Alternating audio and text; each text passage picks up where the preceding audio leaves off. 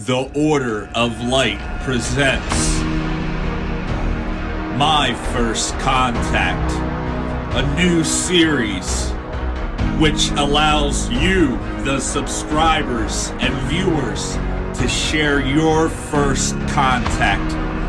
What was that experience that opened your eyes to everything? You will be hearing stories coming from all around the world. I believe that first contact experience is the most revealing, when our eyes become open to a reality that has been unknown. So join us as we talk about UFOs, spiritual dimensional beings, paranormal and ghost stories, and near-death experiences. Let's make contact. My new series, My First Contact, that I want all of you to be a part of. This is something that all of my subscribers and all of you that are watching this, I want you to take part of this awesome video series that I will be putting together. With My First Contact, this is all you have to do. Get your cell phones, flip them on their side, make it widescreen or vertical, and record a video under 10 minutes long. It could be 60 seconds, it could be 5 minutes, as long as it's under 10 minutes long. And record a video of yourself going over your first contact experience. What was that first experience that really opened your mind to other realities, to your journey of spirituality? What was that pivotal moment? This could be a paranormal experience, maybe an NDE, near-death experience, maybe an out-of-body experience, maybe an encounter with a dimensional being, extraterrestrial, or maybe seeing a UFO, and many other things that fall within this category. This is all you have to do. Record your first experience under 10 minutes long. Where, what, and when. After you do this, you can email it to me. orderoflight777@gmail.com. orderoflight777@gmail.com. This can also be found down in the description. Also, a little guideline going over what to do and how to make this happen. So I'm really looking forward to seeing your first contacts and your experiences, and I will be putting them all together, and I will see you all next time. Thank you again. Much love to all the subscribers and all the people that are watching this video, and I really look forward to hearing all of your experiences.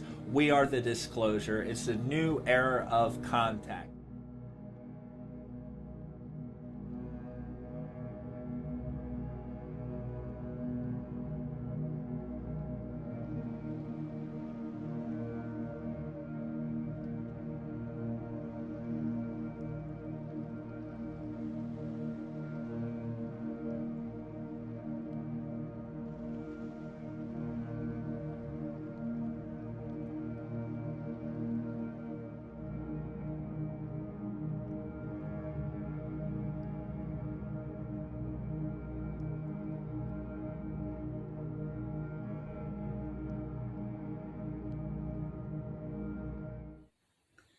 Hi, I'm Sandy.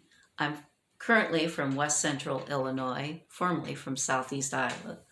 Been a Midwesterner pretty much all of my life, and a great deal of my life I've lived out in the country in a farmhouse or of that nature, with periods of time inside towns. Why am I here? Well, I will first speak to my paranormal experiences. This is something that's followed. Dark, scary things have always been something I've been frightened of all my life. From the time I can remember, I could see scary things in trees and carpet and different things like that. There is a clinical name for it now, but to me, it didn't matter. I could always, and still can, see things that other people can't see, images and things in trees, carpet, you name it, anything that can have an image, I'll see it. And very rarely is it a nice image. A lot of times they're scary things. And I have never liked that much. As for the paranormal experience, well, I'm going to first say more of a supernormal, because I did, as a little girl, play with imaginary friends, because, we lived in the country and out in the woods and in wood piles and stuff. I was very imaginative and was always being chided for being overly imaginative, or I'd say something and that's just your imagination. But I recall this, I'm going to say it this way because it wasn't till later that I actually wrote this down, that I had a dream that showed me that I did have a UFO experience possibly as a child. And I say possibly because this did come to me in a dream. I was in that farmhouse as a little girl, and my oldest sister was there in the room with me, and the farmhouse, of course, is pitch black, except the bedroom was suddenly just illumined, really bright light. And this is middle of the night. There's no reason. We lived out in the country, very few people, very few cars. No reason of any sort for there to be a bright light of that magnitude coming through that window. And it got both of our attention. And then I saw a horse in that window. Now, I loved horses.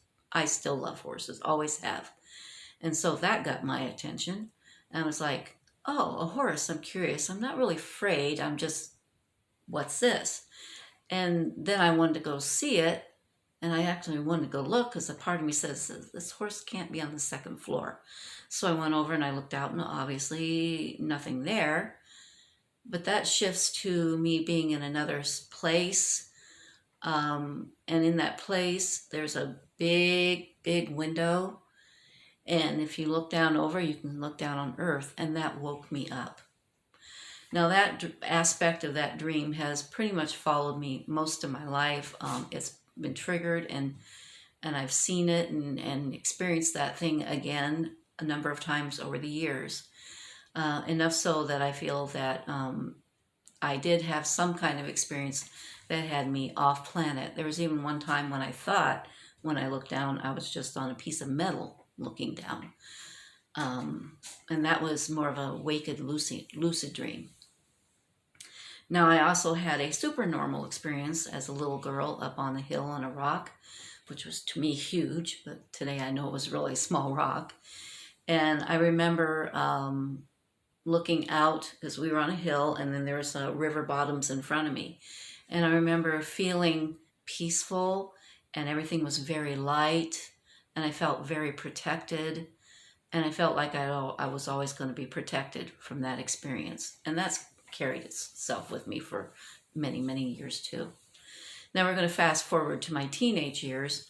All this time, of course, I'm afraid of the dark, but I'm also attracted to it, reading comic books, UFO books, Twilight Zone, Pyewacket, you name it, listening to heavy rock music like Deep Purple, Black Sabbath, Iron Butterfly, music like that. Even my brother-in-law even brought an album over one time we listened to. It was just really creepy. And I liked strange, weird, creepy things, but that was a lot. And so this experience happened, I was raised as siblings, 7 of them, and that by this time I'm the only one left at home. And I was in that farmhouse bedroom with a big dresser, with a big mirror, primping like any teenager would, probably, female. And I remember feeling something, and then I looked out of the corner of my eye and saw a dark, shadowy thing.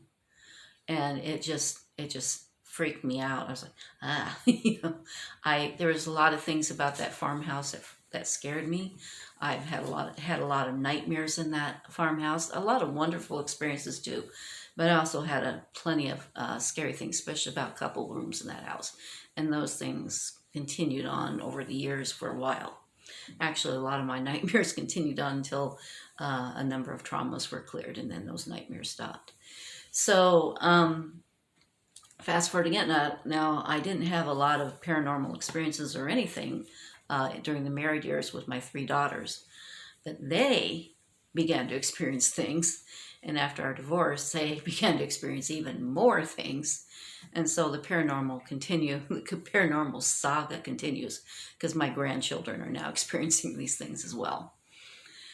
Now, as for any other UFO experiences, no, I have not any recollection of any other UFO experiences.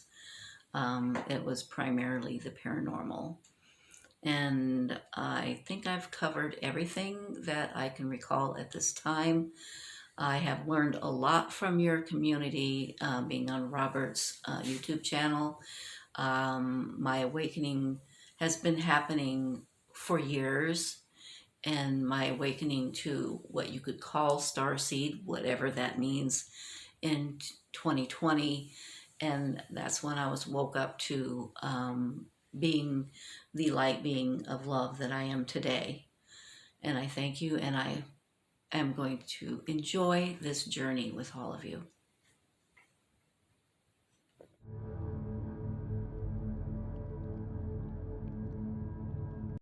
Aloha, Robert. Thank you for hearing my truth. I'd say story, but story might implicate that it's made up. And these different things that happen to me, I have a little notepad here. So if you see me looking down, it's because I just want to try and be accurate. I am going to recall one paranormal incident that happened to me, and one odd incident, I don't even know what to call it, that happened to my son, close to the first one. I think it was either the same year or another year. And then a UFO encounter here on the big island of Hawaii. So let's see, I want to get right to this and not dilly-dally. Starting with the first one, it was about 2001 or 2002. And where this happened was 6933 North Interstate Avenue, Portland, Oregon. My mom's and dad's home. And what happened, oh, so crazy. I was in a single bed in my old bedroom in this home, and my young son was sleeping on the floor next to me. We were visiting. We had come from Florida. My husband was staying with his family, and my parents' home was too small with just a single bed in the room that he stayed with them. So I was alone with my son in this room when this occurred. And I'm lying there, and I can't remember if I was in a dream state and I woke up and felt what I experienced, or if I had been awake. I'm just not clear. And all of our truth lives in the Akashic record, and until I can figure out how to access it, I'm going to just do my best to just say what I know is the truth. And some things like the date and that I'm not 100% on. So I'm just going to do my best here. Okay, so I'm lying in my old bedroom in the twilight hours, the spring, I think, of 2001. I was about 34 years old, and I'm lying there aware that I cannot move and I cannot speak. I can say no words and I cannot move, and I am aware that it is some sort of a dark energy. I didn't see shadows or images of anything. It was just like an internal possession, something, whatever it was, took control of my being, took control of my body. And it's just crazy because I think of the magic words that I used when this all came about. I could think, I could blink, right, move my eyes, but I couldn't say anything. So in my mind, I said, and I don't know where these words came from because I was not feeling very religious at this point in time, and I'll add more to this in a minute. But I said, I believe in God, I believe in Jesus, and all at once, just whoosh, whatever this energy was just departed and fast. And I remember lying there in my bed, I wanted to scream out to my mom and dad. I wanted to just say, oh my God, come here quick, and try and explain it to them, but there was nothing to see.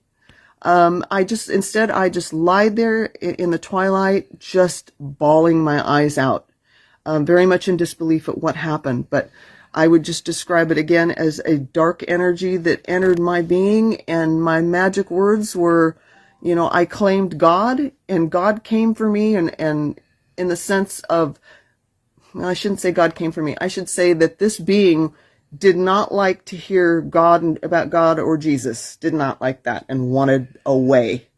and made no bones about it. So that was just that's my crazy paranormal experience that happened again approximately 2001 in Portland, Oregon, in my old bedroom from when I was, I think 18, 19 years old, and then I would move on to my own apartment. I never experienced any paranormal activity when I lived there, back when I was, my late teens and that. Never felt uncomfortable there.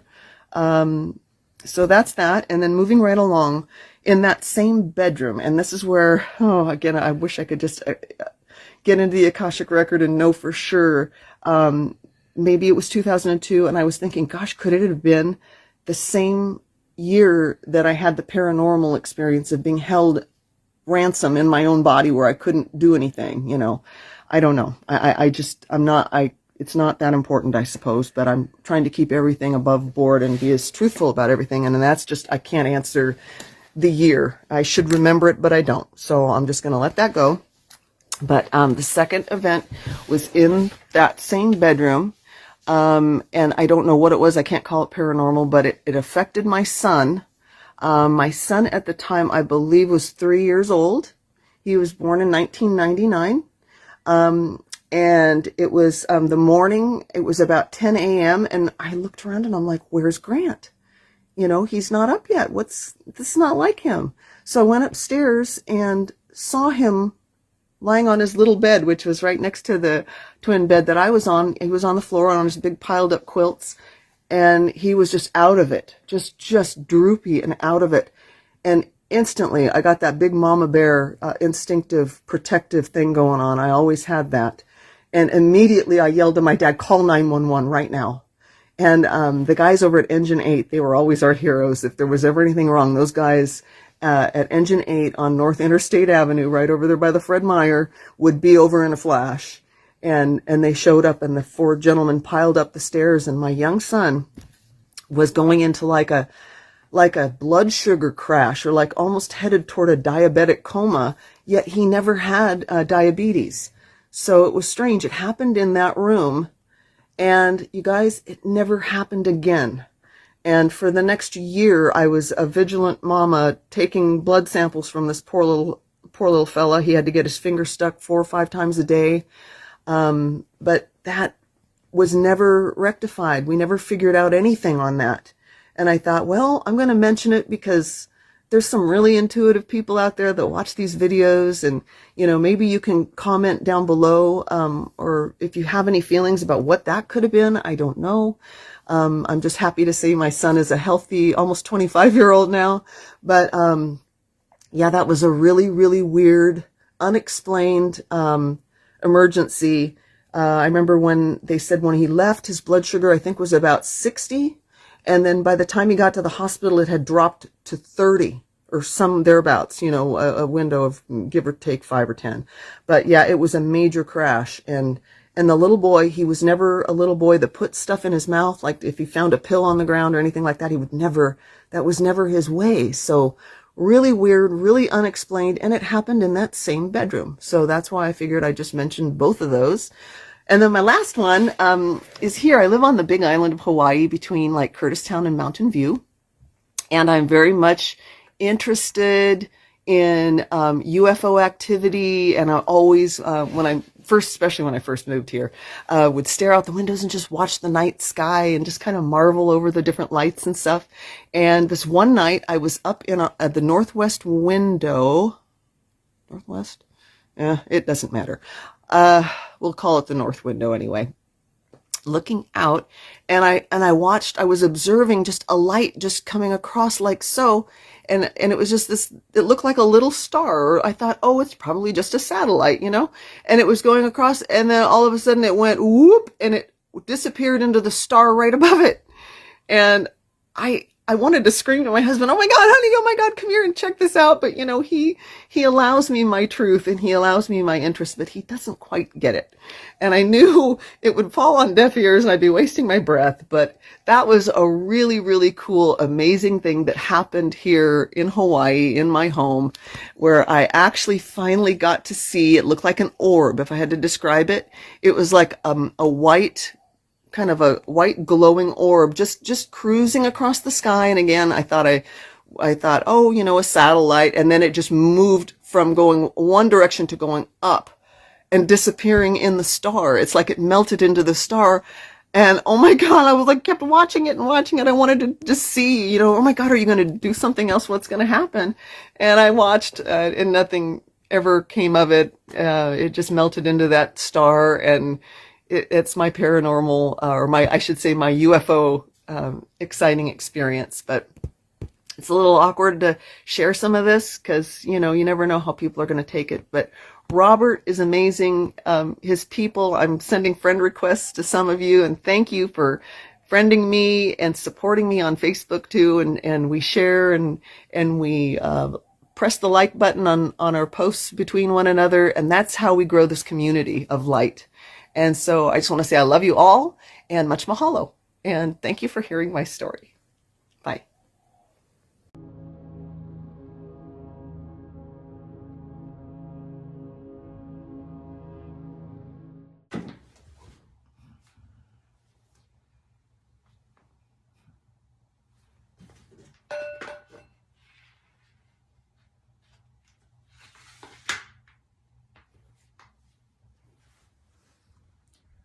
Hello, namaste. My name is Dan. I'm an energy master practitioner, meditation instructor, quantum remote healer, specialized in teaching higher consciousness, intuitive psychic abilities. This is the 5 main principles that you must learn in order to understand energy manipulation of the universal cosmic consciousness system. The first principle would be calming down your thoughts and your emotions of the mind. Get rid of your stress levels, relaxing, find the peace state within your mind. A basic guided meditation, mindfulness practice. The second one would be understanding your subconscious, your conscious mind, and your senses of perception. Your subconscious mind is a non-thinking mind. We harness data perception within our subconscious. Our conscious processing mind processes the data information that we harness into our subconscious. For instance, everything within your environment is being harnessed from the sensory receptors that's transmitted into your subconscious, a non-thinking mind. This information is processed through the conscious thinking processing mind, through repetition. So when you focus on something with concentration and intention, you most likely will comprehend this information faster. So it's important to have clarity within any of these kinesises or spiritual healing modalities. The third principle, would be energy aura, bioelectric magnetism, chi life force. Understanding how bioelectric magnetism is created through the chakras and through meditation. Now, meditation can be used for calming thoughts in the mind, but it also can be a way to shift energy or move energy through the body and feel energy. These are called energy meditations. Another thing is crucial to learn is harnessing energy. As you evolve your practices, you eventually get to a point where you can harness energy, like crystals, stones. You can feel the vibrations of them. So you're harnessing them into your systems. You can also harness from a distance, because the understanding of energy movement or moving an object is by training the senses and mutating the senses in a way together. And how you do this is by taking the object and physically touching it, interacting with it, using all your senses, smelling it, tasting it, touching it, hearing it, just moving it back and forth, because you're programming your subconscious mind. So then you'll have a full understanding of how to perform kinesis or telekinesis, psychokinesis, aerokinesis. It's done through a connection, a oneness connection, a bond that you're making with an object or with life itself. So it brings you more closer with your heart space, with everything around you, less likely with anger and stress.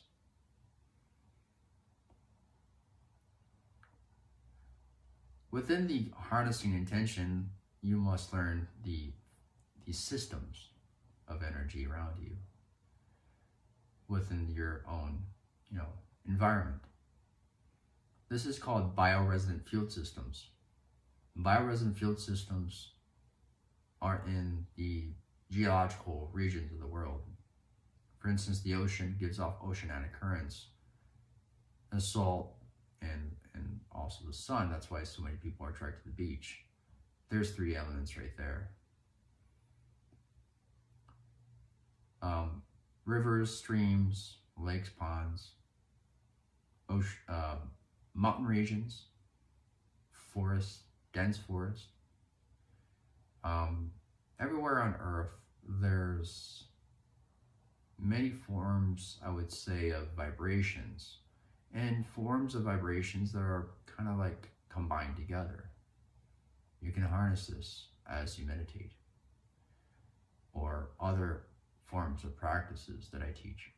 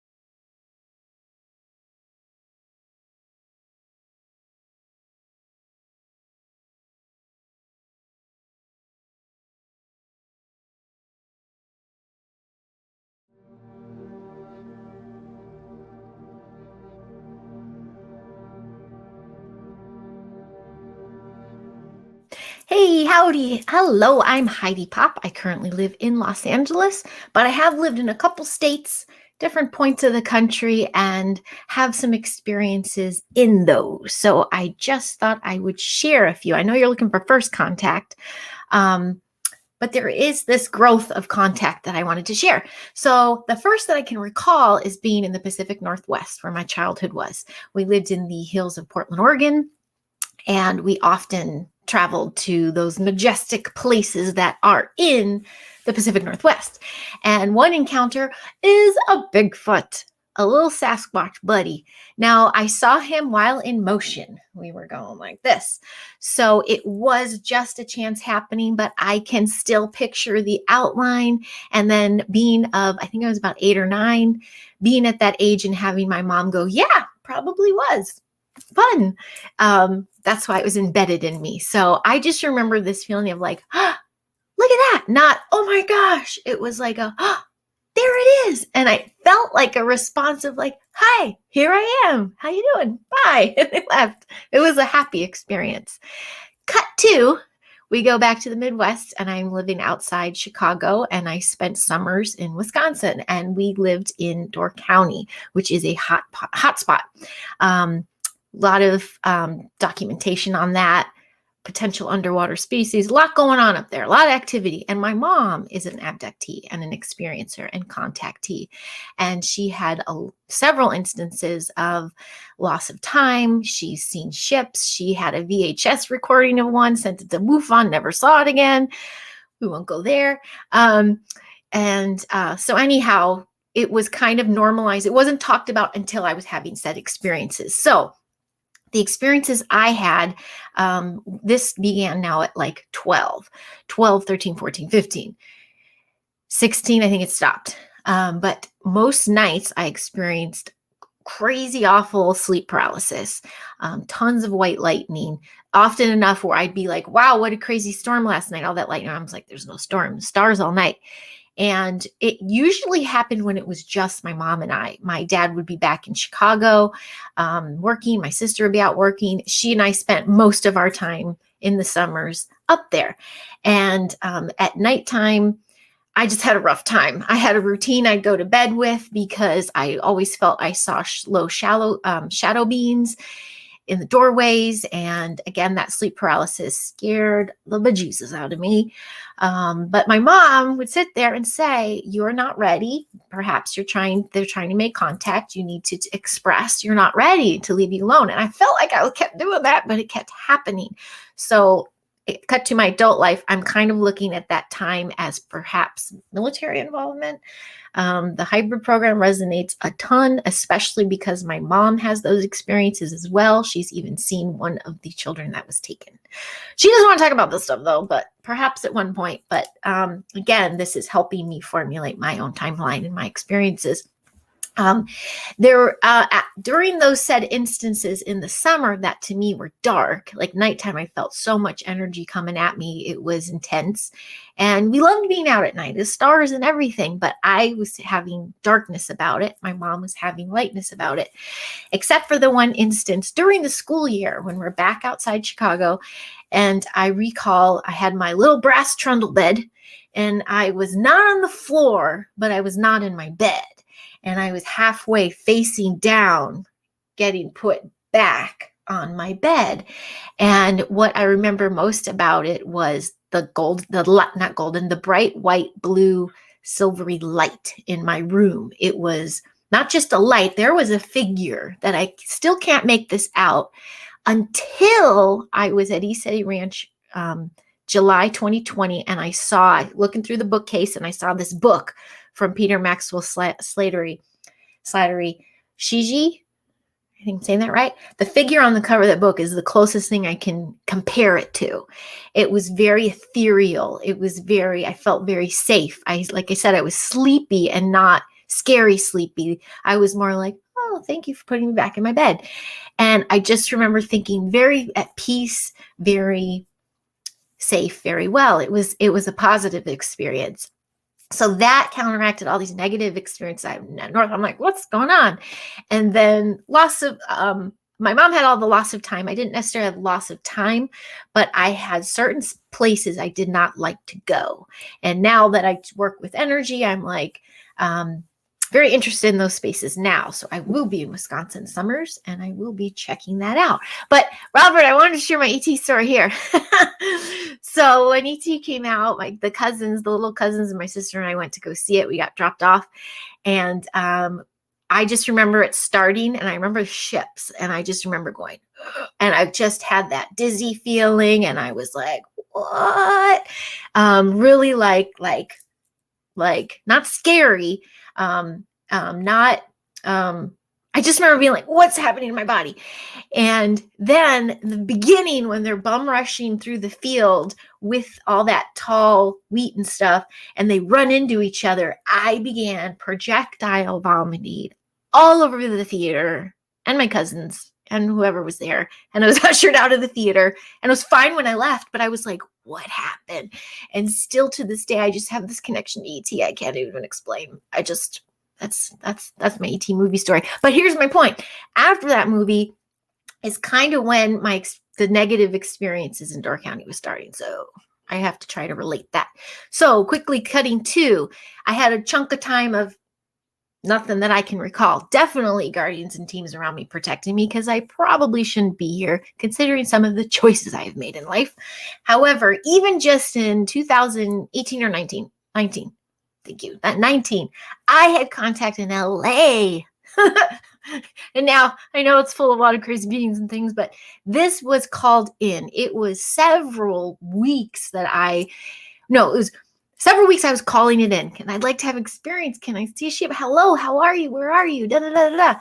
I'd been doing so much clearing, so much healing work, connecting the dots, understanding that trauma time of childhood was most likely having to do with my womb, things of that nature, but feeling so at peace and so well, happy in my life, boundaries in place, connections being made, finding the others, just feeling good and asking for it. So I'm sitting I'm in the middle of the San Fernando Valley, and I'm in my little back porch area looking up, and it's like, I am in a flight path. So something caught my eye, and I'm like, okay, whatever. And then I'm like, well, that's low, that's weird.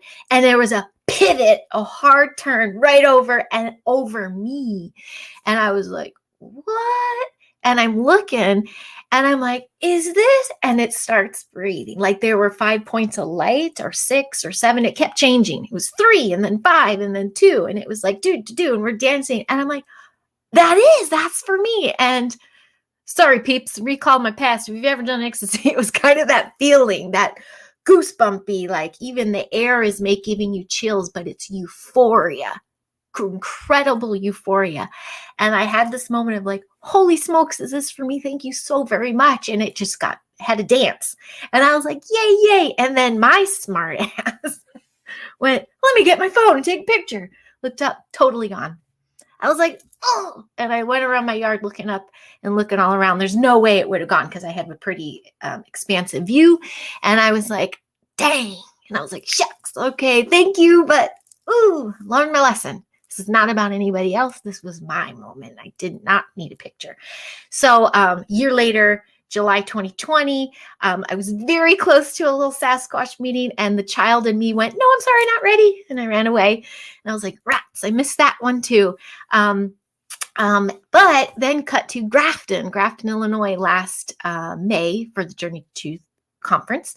2021, and I'm in my little cabin. Every time I would go in my cabin, there were little pixelated things all over, little lights. And I had affirmation, not just from others, but definitely from myself, of the elementals, which that just brings me right back to the childhood in Pacific Northwest of what I would see in my little my little shack I made, aka I thought it was a tree house, but it was a shacky shed thing on a hillside where I had all these little pixelated things all around me at all times.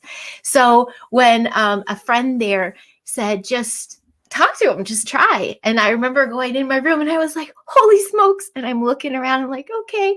But I also remember being exhausted. I'm like, hey guys, like anything you want to share with me? Is anything going on? And it's just a dance happening. And then I'm like, okay, I have just a little chunk of alone time in here. I'm going to take a bath. Can we do this another time? And everything went zip right out the window. It's so fun. So contact can be fun. Contact can be spooky as all hell, but contact is definitely something to visit and revisit and connect the dots. La, la, la, la. You'll appreciate that too, Robert. Okay, have a good one. I think that's everything. I'm sure I'll come up with more later, but those are my faves. Oh, and my son, he has some too. Maybe he'll share sometime. Okay, have a good one.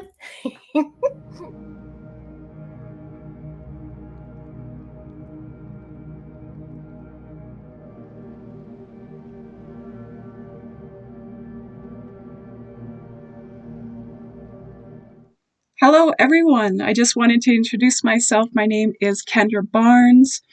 I live in Calgary, Alberta, Canada, which is more on the west side coast of Canada, closer to Vancouver. I've always known that I've been a starseed since I was young. I've always been very, very different from the rest of my friends and family. I had a hard time connecting with, my other friends that I went to school with. And, sometimes I always felt like a loner. I was always very observant. I was always kind of shy. I was always very, very intuitive. I know that I was one of the chosen ones in my family to do the spiritual work. I've known that in many different of my lifetimes that I was Native American, I was a healer, a medicine woman, I was a psychic, I did tarot readings, crystal ball readings, all these sorts of different things. I've always been, even in my dream state, I've had many different family members and friends that, have come to me and reached out to me because I was always an open channel.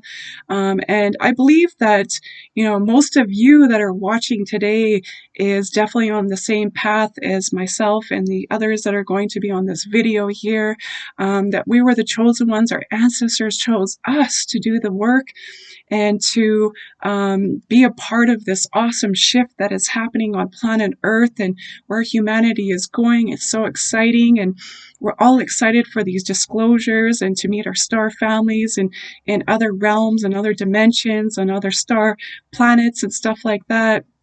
Um, I've known that I've been, I'm Taurus, so my planet is ruled by Venus, and I've always wanted to spread love and light. I have a YouTube channel called Venus's Guidance, where I just want to help humanity, and I do monthly zodiac readings and pick a card readings and twin flame readings. But what I'm here today to do is to share my experiences with you.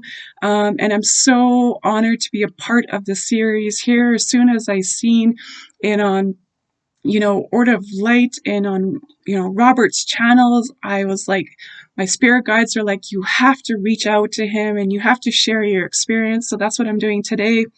I've had many different experiences. I've always been into the extraterrestrial. I've always been into the paranormal and anything that was outside of the 3D that was exciting. I've always been very intuitive. I've had dreams where I had friends and family that have come into my dreams and have talked to me and these awesome experiences. So I'm going to get to two of them later, but some of the experiences that I had with past loved ones that crossed over to the other side. This one that I had a connection with was somebody I grew up with named Joey Regal, and this was quite a long time ago, about 20 years ago. I grew up with him, and he got into a really bad, sorry about that, car accident, and he ended up passing away in a brutal accident, and it really bothered me. He came to me in one of my dreams and he said, Kendra, I don't want you to remember me and how I passed away. I want you to remember me of how I used to be and the beautiful being that I used to be on earth here. And he was just glowing with this bright light. And he said, I'm happy. So please don't remember me of how I passed away. Please remember me of how I used to be. So I just kind of accepted it the way it was and kind of just let it go, That's all you can really do. And you just got to, let them be. One of the other experiences that I had was I had this one dream about these two people that worked in this lab. And there was this male and this female. And the feelings that I kept getting was that this male was kind of obsessed with this one female that he worked with, but he knew that he couldn't have her because she was about to get married to somebody else, and this made him very, very jealous. And it was like this one woman, when I explain this story, you'll understand that she was reaching out to me because I was like an open channel to help her, like, with the story and help bring some sort of justice to her life. So anyways, he ended up, let's say, murdering her right before she was about to get married. And how he disguised her, hiding her body, was that he put her body into the wall, into one of these walls that they worked at this lab, and then he ended up patching it up with some drywall or something like that. And I thought it was such a bizarre dream, and I was like, okay, and I just didn't really think anything of it. And I remember telling my mom about this dream, and a few days after this dream that happened, there was, we were staying in BC, British Columbia at the time, so they get more of US channels out there. And I remember my mom was watching the news and she was like, Kendra, oh my gosh, come here. You need to see this. And when I came to see what the news, the story was on the news, and it was about this lady who worked with this gentleman at this lab, and they worked together, and he was pretty much obsessed with her. And since he couldn't have her, he ended up murdering her and putting her body in the wall. And that's how they found her. And it was like she was reaching out to me to help solve her case or reach out to anybody who would hear her story. And I just felt so bad because I didn't really know what to do. And, I was open channel. So I hope that this lady got her justice. So I'm going to move on to these other stories here and not make this too long. The other experience I had, these two experiences with the extraterrestrial experience, was with, I was at this gem store and I really wanted to get a moldavite stone. And if you guys know about moldavite gemstones, it's pretty much a crater that ends up, a meteor that ends up impacting with Mother Earth, and the earth elements and the meteorites that come together form this gemstone. It's called moldavite, and it's very high vibrational extraterrestrial. So I wanted to work with the stone, and telepathically it was connecting with me, saying, choose me, even though it was a bit pricey. It was about $60 Canadian. I didn't care. I just wanted to work with the stone. So I ended up working with the stone, and it telepathically was talking to me. And I've never, had a gemstone that telepathically was talking with me. And I was like, wow, this is so cool. And it asked me to look on the back side of it. And on the back side of it, it had like two eyes with an open mouth. And it was telling me that this is the face that it formed when it impacted Earth. So I was like, wow, okay. So I was like, that was pretty cool. And then that night, I ended up putting the moldavite on my windowsill. And I asked for the moldavite to connect with my star family. So I didn't think anything of it. And when I went to sleep that night, I ended up having like an outer body experience, what felt so real. I didn't even feel like a dream. So in this dream, I'm a really light sleeper. So my neighbor that was downstairs, she ended up going outside for a cigarette, and she looked up in the sky and she was like, what the F is that? And so I could hear her talking out loud, and I could hear this noise that was kind of like this metallic, kind of like tinfoil kind of sounding noise. And when I looked outside my window, there was this huge craft that was above my house. And I was like, oh my gosh, the saying, be careful what you ask for because it might come true. And that's exactly what happened. My star family showed up, but I wasn't ready to receive that message. And I ended up getting scared and it wasn't like I was getting a bad feeling from it. It was more like my reaction to it. I didn't expect that to happen. So I kind of like head out. And I guess, my star family ended up leaving because they knew that I was kind of scared. So telepathically, either was that night or the next day, telepathically, my star family was reaching out to me saying, we showed ourselves to you, but we were letting you know that obviously you weren't ready because of the way that you reacted, right? So I know that nowadays that I am ready to meet my star family all the way, and that I won't be scared this time around. But my second experience, I'm sorry that if it's getting long, is that I had an altar and I was burning some ancestor money from my father, who passed away on the other side about 15 years ago. And I didn't know if he was receiving this ancestor money. So I was asking my dad to reach out to me in my dream, asking him, are you receiving this ancestor money? So in this dream that I had that night, I ended up going to his house, and he had a friend that passed away a while ago, and they're like roommates together, always on the other side. So I went to their house, and, I didn't see my dad around. So I asked his friend Paul, I said, where's my dad? And he said, like, oh, your dad is so busy right now. He has a garage sale. My dad was really into like speakers and audio system and, setting up like the speakers for like, watching movies. And it was such a cool experience.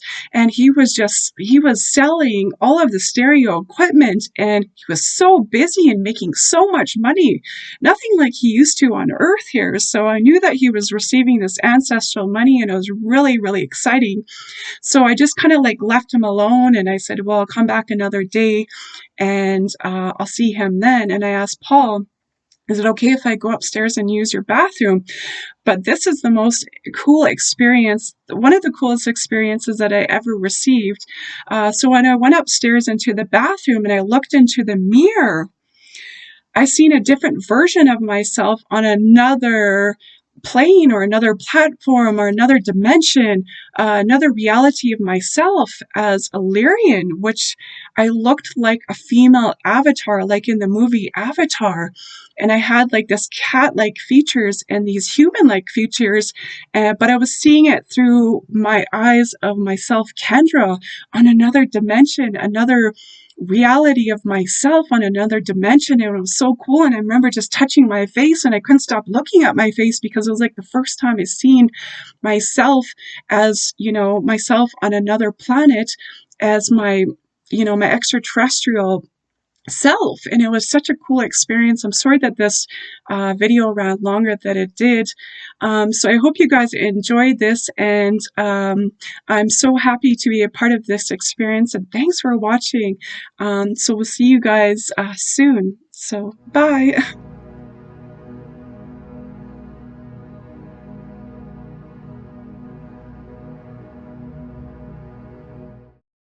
Hi guys. Well, Robert's been asking us to send in our stories, so this is my story. I want to say back in 2018, I was driving an 18-wheeler by myself. I was coming out of Washington on Highway 90 going east towards Montana and the East Coast. I was getting ready to drop a load in Montana the next day. But this was about, I don't know, it was after midnight. It was somewhere between 1 and 3 in the morning. And I'm driving along. Okay, so I'm going down this big major highway. And I get within probably 100, 150 feet away. And, there's no one on the road. No one coming the opposite direction. No one, as far as I can see it, in front of me or in back of me. And I see this 18-wheeler that looks like it's in the middle of the road. And as I'm getting closer, I'm looking, my mind is reeling. I'm thinking, did he have a wreck? Is he broke down? What's going on? Why is he in the middle of the road? This is just not right. And even if you broke down or had a flat tire, you would pull off on the shoulder, right? You wouldn't just stop in the middle of the road. And I'm talking the middle of the road. So as I'm getting closer, I see that there's a guy, the trucker guy, standing beside the truck on the driver's side. And he's pointing up. So he's standing like this. And he's pointing, he's pointing like that, straight up and looking straight up. Well, it took me, a couple of minutes to get there. And he's still standing like that, like he's stuck. So then I started thinking, well, is this a trick? Is he trying to trick me? Is someone else trying to trick me? What is going on? And I don't know. So many things were going through my mind. And, of course I thought about stopping, because that's what you would do, right? You would stop and help somebody. But it was so bizarre that I don't know. And I also felt at the same time that my guide, who I can feel once in a while, and he's even talked to me before in a voice. So I felt like he said, don't look, don't stop, and don't look. keep going. I slowed down to about, I don't know, 25 miles an hour or something like that. And I just kind of went around the truck. The guy still looked okay. He was still standing there pointing, like for minutes, you know. It's not normal. And so I just went on.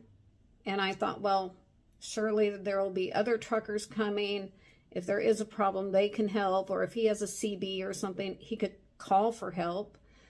But also, why could I see him? It was pitch black. There is no street lights, no nothing. We're out in the middle of nowhere.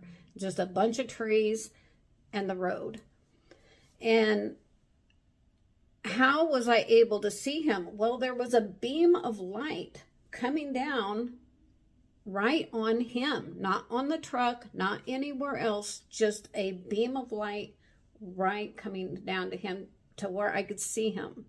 It wasn't a real bright light or anything. It was just, and I don't know where the light was coming from, except it was coming from above. And when I did look up, I looked up, I couldn't see anything.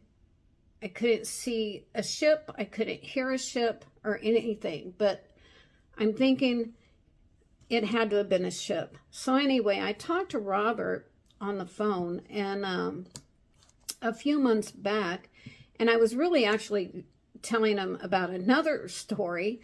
And I don't know, I happened to end up telling him this story. And he said that he was more interested in this story because he had talked to a trucker guy who told him the exact story that I'm telling you right now, except the opposite. That he said he was standing in the road, a light was shining down on him, he was pointing up, he knew a truck was coming and he thought the truck would stop.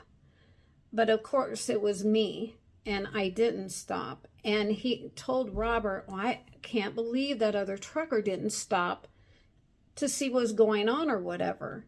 And anyway, so I mean, that's pretty much my story right there. Okay, so I after I passed him, I was going a little ways and I did just glance in my rear view mirror and everything was just the same, you know. The truck was there, he's still pointing. And so I kept going. I remember driving for, I don't know, maybe an hour or something like that. And, but then I don't remember anything after that. So, until I shut down that night. I still had, I want to say it was about 3 hours more of driving before I could clock out, you know. I remember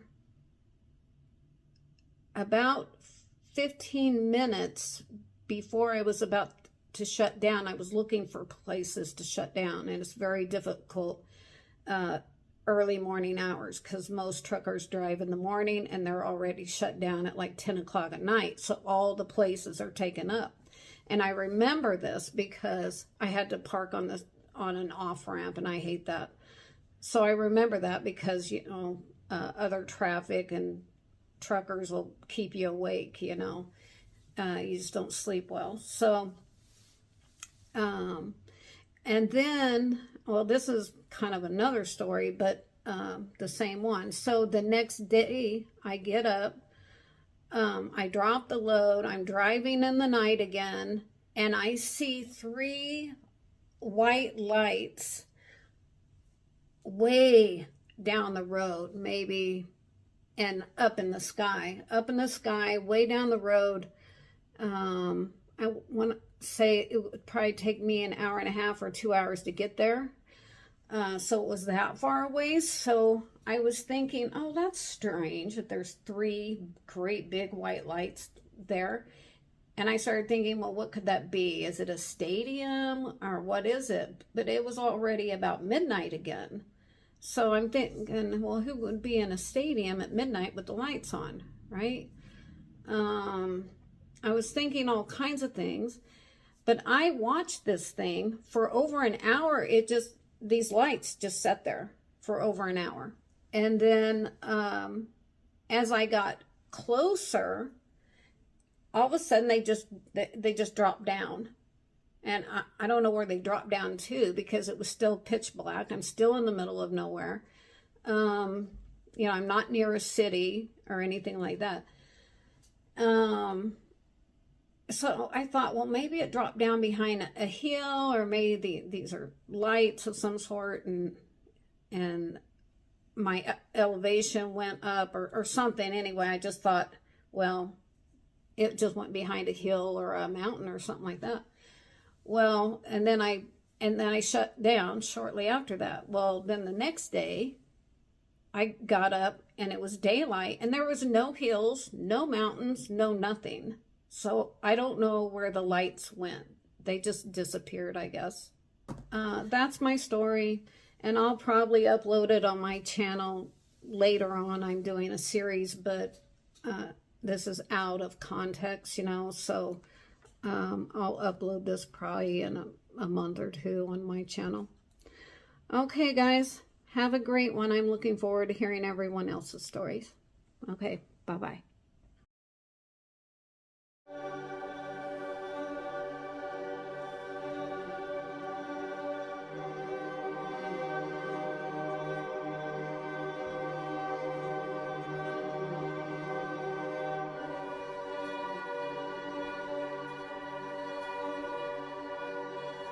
Hi everyone, check out the Order of Light merchandise store. We are the Disclosure t-shirt, the Merkaba t-shirt, Humans Aren't Real t-shirt, and the Lower Alloways Creek t-shirt with a back design with the UFO and the Men in Black.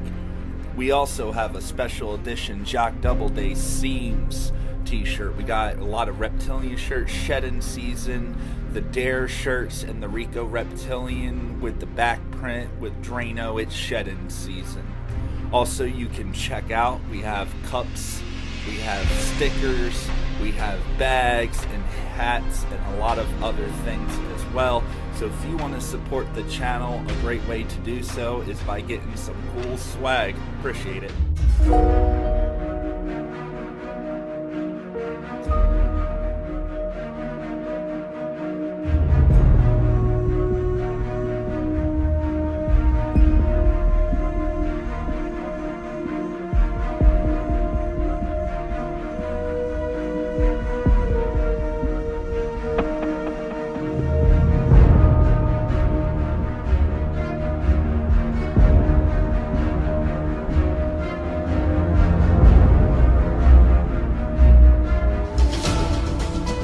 I didn't want to go public without evidence because I knew no one would believe me. The entire incident happened about 5 to 6 minutes in total. And my mom shouts really loud, "Oh my God, what is that? What is that?"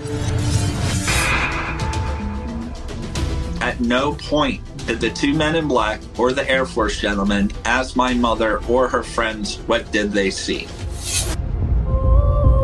They looked human, but they did weird things. The men in black, they said, "You will report it as a helicopter crash, or we will take your son away." The men in black play the narrative and the media outlets spew it back out. This was 1991, Project Mockingbird in full effect.